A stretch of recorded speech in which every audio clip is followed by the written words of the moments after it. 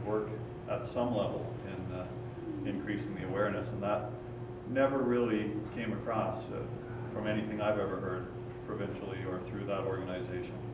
But we have to keep raising that awareness, and anything that we can do, anything that I can do here, I'm certainly, I've made myself available to Sick Children's Hospital and other places to talk on that issue and some other issues. But we have to do what we can to help all of these people who needed organs at one point living proof in their lives are living proof of what it does. So thank you for the time.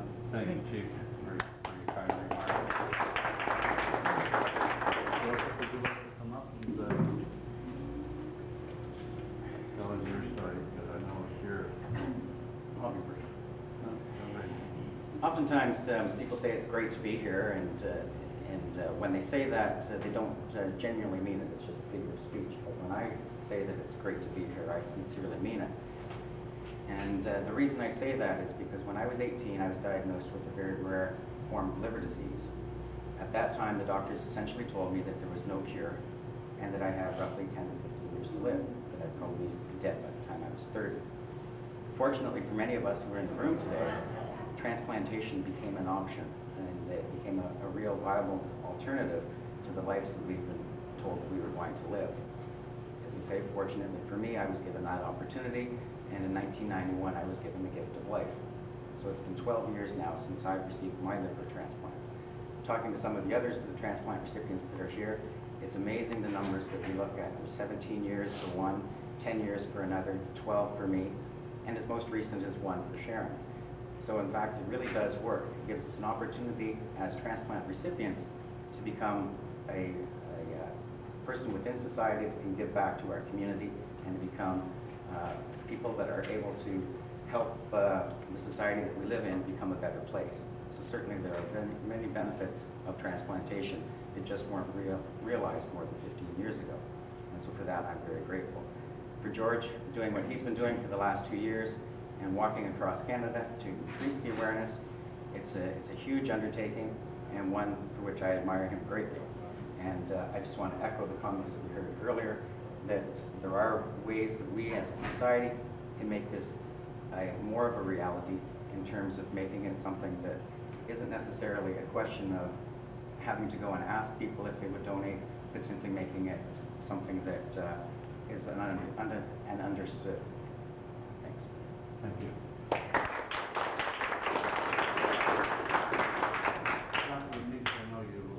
Well, Your Worship,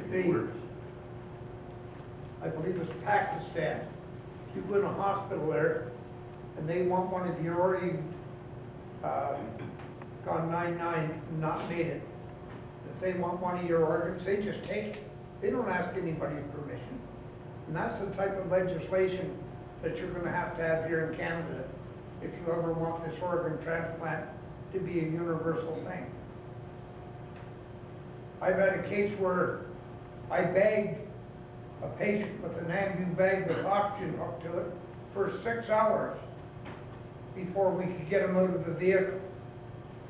The patient was dead, but by bagging the patient and keeping the circulation going, we were able to use some of the organs that were in that young man's body. It's a standard practice in the ambulances today that unless a person is a floater, unless they're bisected, cut in half, or their heads off, then you treat them as a live patient, with the idea being you can get them into the hospital and then it's up to the staff or the next of kin to get to the next of kin where possible to decide to donate them organs. It's a very difficult thing to do when somebody's just lost a son or a daughter, to go to that mother and ask her if we can cut your daughter up and take the organs out of her. It is very, very difficult. You're dealing with stress, emotion. His Worship here has gone through a real period of stress the last 3 years. And I, for one, happen to know a little bit about how much it has affected. We all have stress in our lives.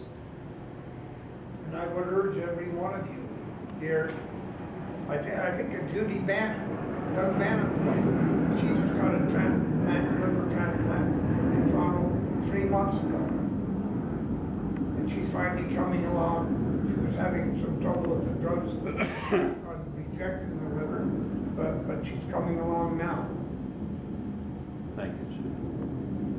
Can I know there's a I'm going to ask one of the ladies if you would like to say a few words, and I'm going to ask George to make some comments. I would like to comment the fact that we hear so much against our present healthcare system. And in Canada, it doesn't matter if you're rich or poor, I'll just say here, you have the equal opportunity of receiving an organ if it's needed. About a year after I had my transplant, I have a friend down in the States, actually it was my sister, but her cousin by marriage, Carl, needed a kidney transplant. He had to prove he had $100,000 insurance, and that wasn't enough. They had community funds, they had dentists and everything to raise money for this man to get a transplant. And I think we should appreciate our health system. It has its flaws, but I think we should appreciate it. I think I want to say something on behalf of the donor family. I guess it being a recipient of a liver, as well as having a relative who's died and donated organs, and in the past 3 years, spending an awful lot of time with people who actually, have had donated organs on behalf of their family. And there's one lady in Kingston who donated the organs of her daughter. How many years ago was that? 17, 12 to 17 years? A long time. And she said it was the best thing that ever happened to her.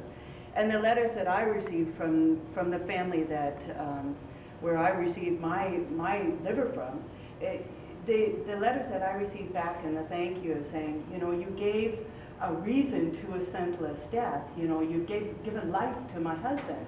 And, that you just can't know what a good feeling it is for yourself to feel better, but as well for that family to have a reason for something bad to have happened, to have something good come out of it. And you just, from an organ donation standpoint, it's such a blessing. It's something that you can do for somebody else. And God knows we don't need them in heaven. We need them here. We need those organs here, and we need them badly. And not just from liver standpoint, from kidneys, from lungs, from eyes, from hearts, from skin and tissue, from all different aspects, and even the lady in the county from a stem cell level. So there's all level of transplants that are, we're using it successfully for so many years, and we're all living proof, everybody that's here. So thank you. Thank you, George, for what you've done. 34 years now, and I want to thank the staff for coming up. I think this is a very interesting day in the life of our community. I want to thank the city staff for being here to support and listen to welcome.